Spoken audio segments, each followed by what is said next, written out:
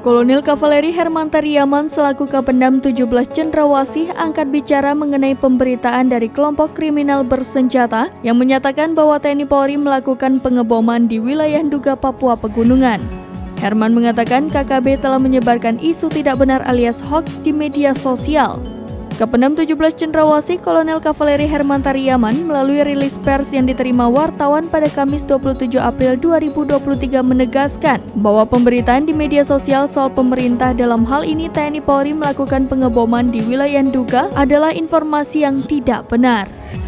Herman menjelaskan aparat gabungan TNI Polri tidak mungkin melakukan pengeboman karena keselamatan pilot Susi Air, Kapten Philip Mark Martens dan masyarakat adalah yang utama.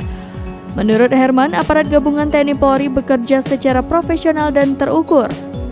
Herman mengatakan gerombolan kelompok kriminal bersenjata ini saat ini tengah memainkan narasi. Tak hanya itu, Herman mengatakan nyatanya KKB yang melakukan pembunuhan terhadap masyarakat, tukang ojek, tenaga kesehatan, dan pekerja bangunan.